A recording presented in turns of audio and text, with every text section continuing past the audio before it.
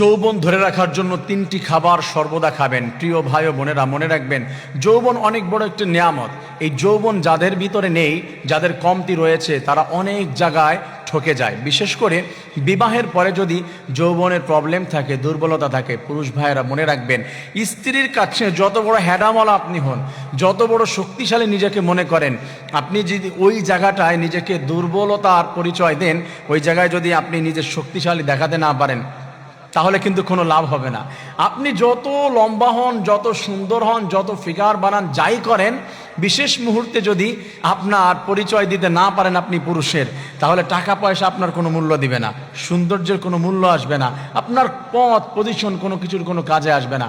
আপনার পরিচয়টা ওইখানে আসল পরিচয় দিতে হবে, আসল পুরুষের পরিচয় দিতে হবে। এজন্য আপনারা কন্টিনিউয়াসলি মা এবং বোনেরা, ভাই এবং বাবারা সবসময় মনে রাখবেন এই 3টি খাবার আপনার সবসময় খাইতে হবে। তাহলে আপনার হারিয়ে যাওয়া যৌবনও ফিরে পাওয়ার আল্লাহ তাআলা আপনাকে দিয়ে দেবে ইনশাআল্লাহ। মনে রাখবেন যৌবন কিন্তু আল্লাহ তাআলা পুরুষদেরকে দিয়ে সাজিয়ে দিয়েছে। যাদের ভিতরে প্রবলেম তারা হচ্ছে স্বাভাবিক ব্যাপারে। আল্লাহ তাআলা কি বলেছে? যুইনা লিন-নাসি হুব্বুশ শাহাওয়াতি মিনান নিসা।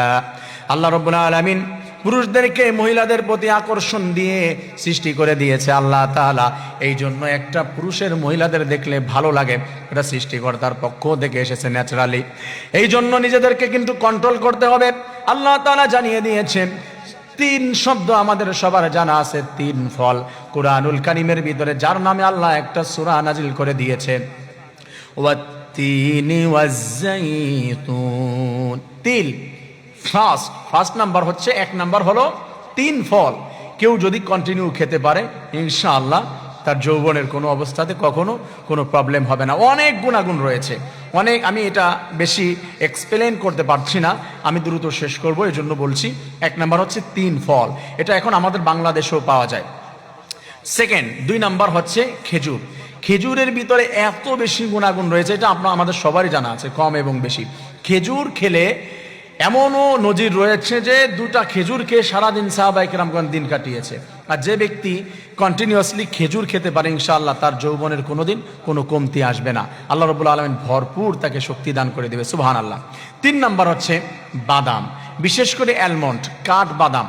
এটা আমাদের দেশে অনেক বাদাম আমরা পাই, দেশি বিদেশি বাদাম আমরা পাই। কাজু বাদাম আছে, পেস্তা বাদাম আছে, চীনা বাদাম আছে, দেশি বাদাম আছে, কাঠ বাদাম আছে, এবং আদার্স আরও অনেক বাদাম আছে, বীজ আছে। এইগুলো খেতে পারি, কিন্তু বেসিক্যালি হচ্ছে বাদাম।